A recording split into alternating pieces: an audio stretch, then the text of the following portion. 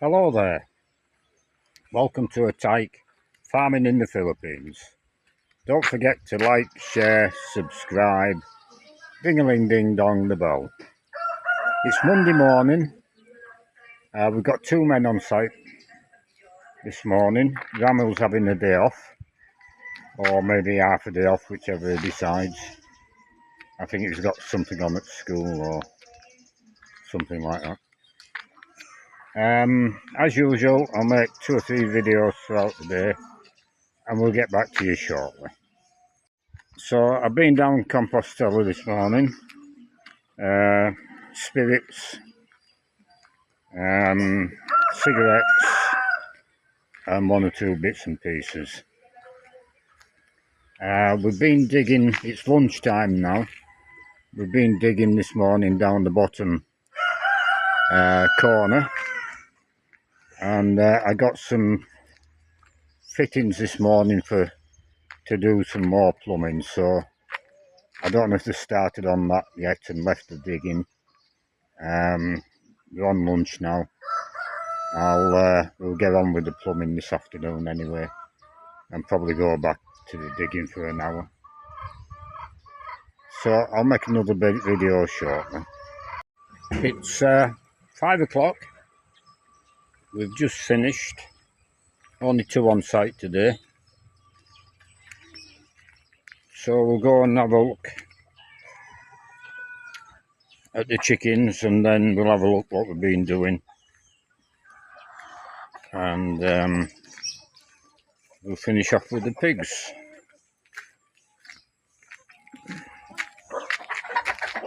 Jean's coming with me.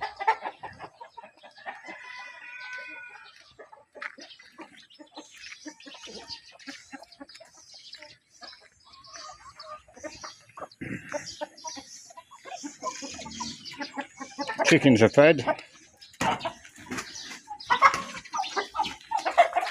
and they've got water. Why are you shaking your head? Well, I just turned around to say Jean's coming with me. Yeah, Booger is just bothering. Oh, boogalugs. These have got water. They're being fed, but there's nothing on the ground. Oh, it was there plenty. Oh, there's some in the trough. But this is the biggest number of birds in this pen. Yeah, they're picking on the... So there's still a bit on the ground. So they eat the most, obviously. Have these got water, can you see? I don't know whether... It's at the back. Yeah, there's water in it.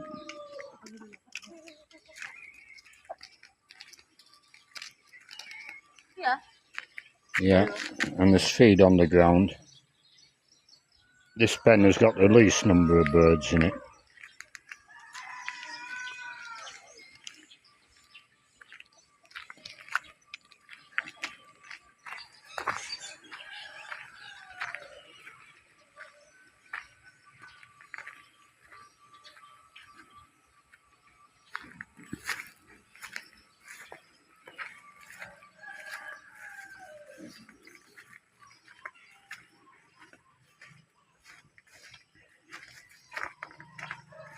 So we've been digging all day, apart from doing pigs in the morning and evening time.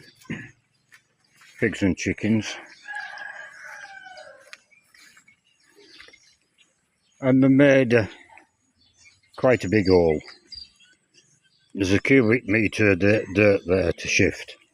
So that's done with their digging? Yeah, there's about a cubic metre to shift. They probably shifted 2 cubic metres today.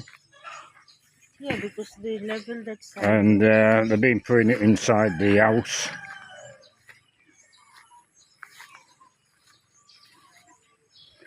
Bucket at a time, well, 2 buckets at a time. That's the way they work here. So half the shed, I suppose, well, no, less than half a shed, has been brought up to the floor level, as you can see. This was already done at floor level over here, but this side and that side's finished, and half of this area here is raised to the correct level as well. And then we've got to, after this digging, with the cesspit to dig out behind the wall there. So maybe it will be close to having enough dirt with the cesspit. That's going to be 8 feet long by 4 feet wide and 8 feet deep. So to 4 cubic meters, probably a little bit more coming out of the cesspit.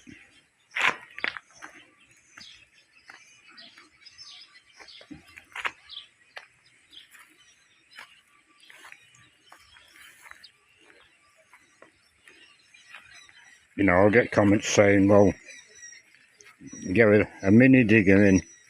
Easier said than done here. But a mini digger, you've got to pay for it, transported to site, and then when the job's finished, transported back, and it costs you 1,000 pesos an hour. And you get it all done in a day. But when you consider wages, it'd take you a week to shift it, but it costs you a similar amount of money, I would imagine.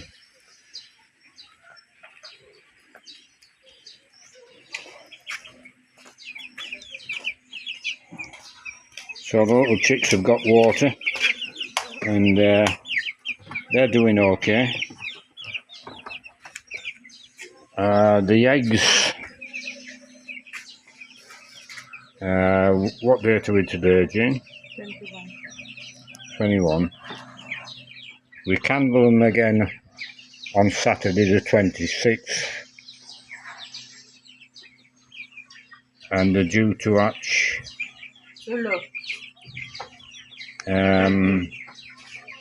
30th. Yeah. So on the 26th we cancel them again. We turn the rollers off so the eggs don't turn anymore. Underneath the rollers is a mat that comes out and goes on top of the rollers. So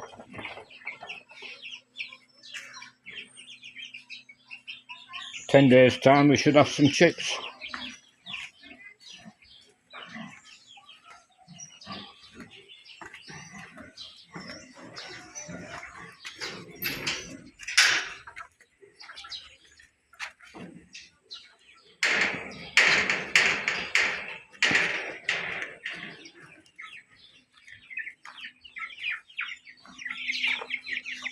Now I picked up one of these birds, these chicks here this morning, and they're getting quite heavy already.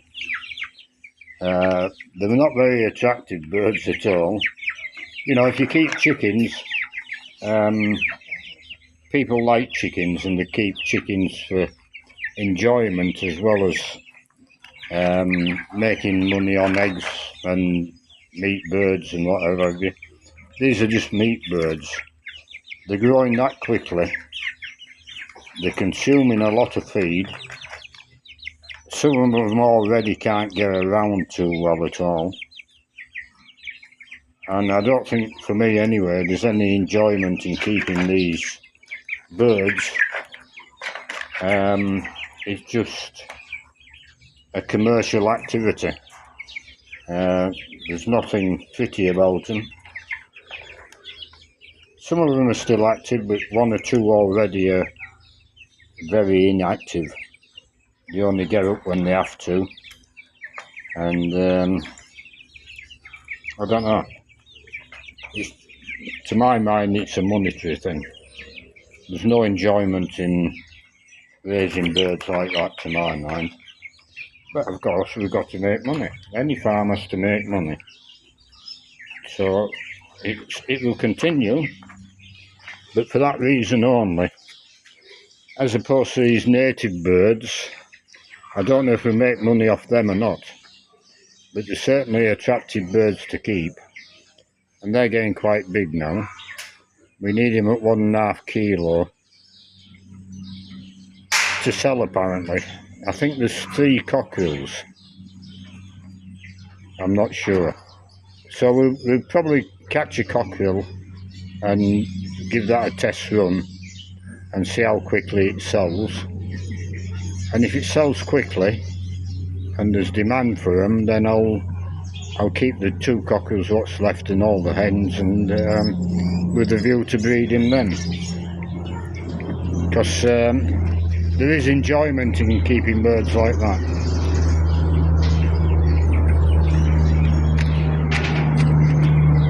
If that makes any sense. That's how I feel anyway.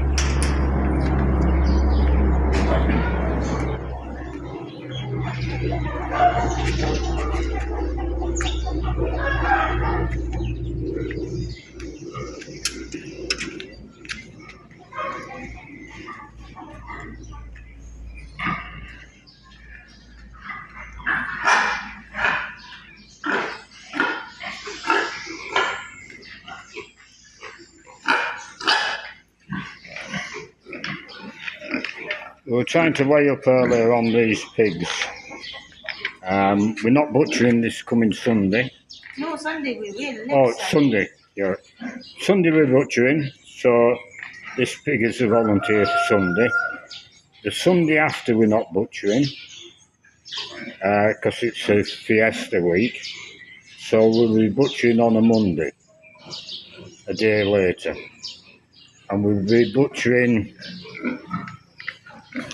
at least 2 pigs on that Sunday. Hopefully we can get these pigs to maybe 90 kilos live weight.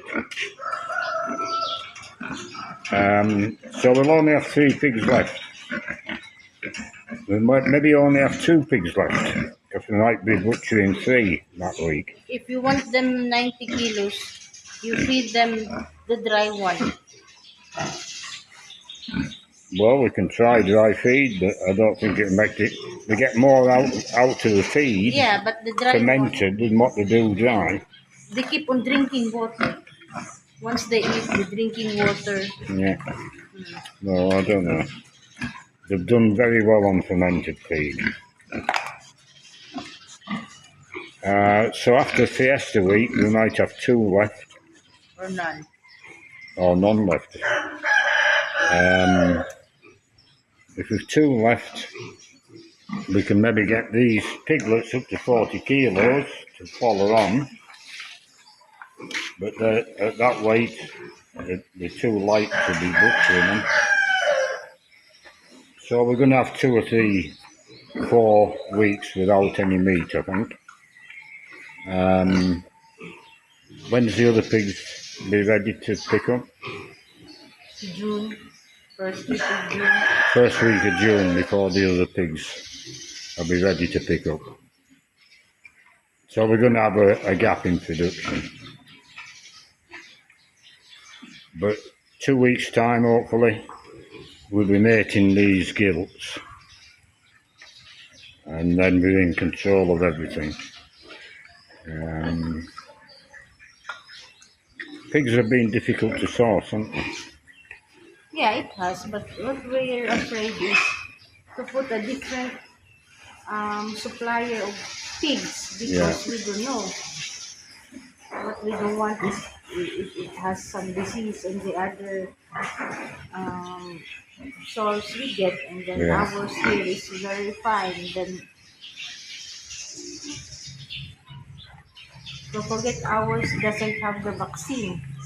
No, they have a, is it vaccine? It's iron they have. An iron vaccine? Oh, they have. Oh, well, that's quite common in piglets when they're I'm not sure of age. I think it's when it's 2 years old, 2 weeks old. 2 days? No, from birth. Yeah, 2 weeks old, they get an iron injection. It helps stop them scouring. No, that's mycoplasma and hand cholera. That's different one. But these pigs we had, they doesn't have like that. Yeah.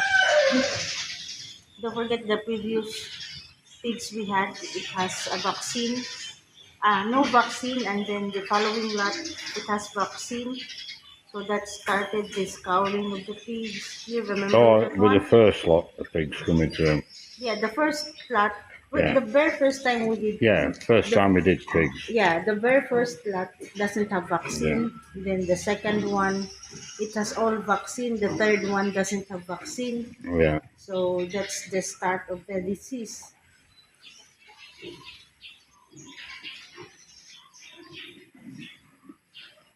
For now, what we have in here is very, very fine. Oh yeah, yeah. So, Well, we're working at it as well, you see. This morning I swept out all the edges of this aisleway, same as that there. That's from today. yeah, Um, maybe, and behind the buckets. yeah, So I swept the entire aisleway out, just down the edges, maybe you and I can put new line down. you can tell them as well when it's okay to transfer them pigs so that we can clean the pig through. Oh, well, that pen's going to be empty on Sunday. The feed through needs really clean. Sorry? Needs clean. What? The top? Yeah.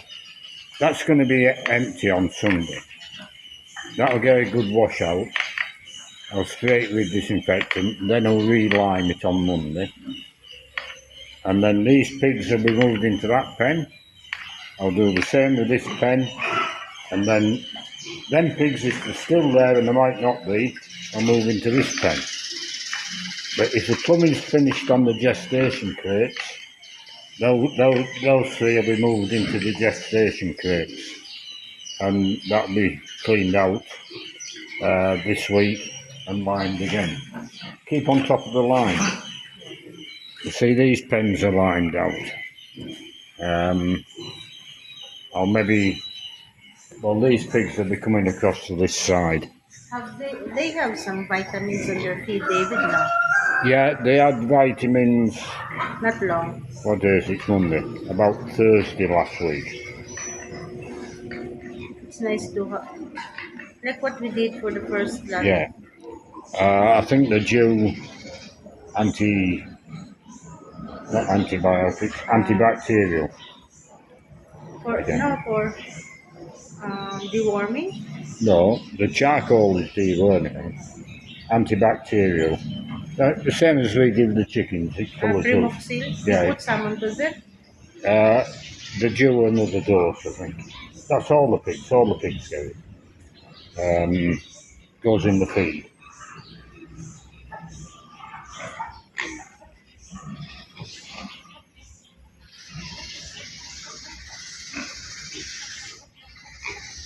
All these things are just to try and keep on top of any potential disease coming in the shed. And, you know, touch wood, it's working. You can't say any one thing is working.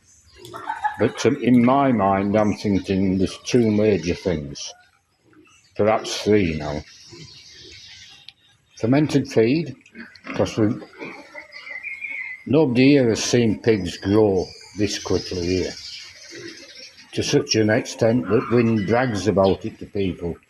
Oh, our pigs are only so many days old and they're weighing this much.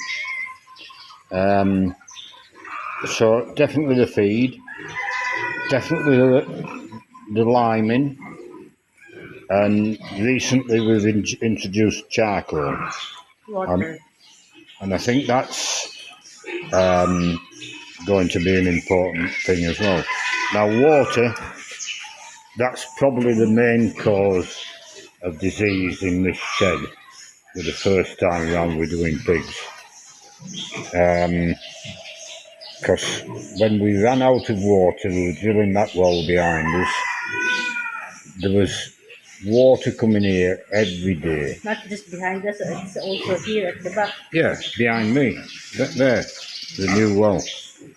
And we'd no idea where that water was coming from.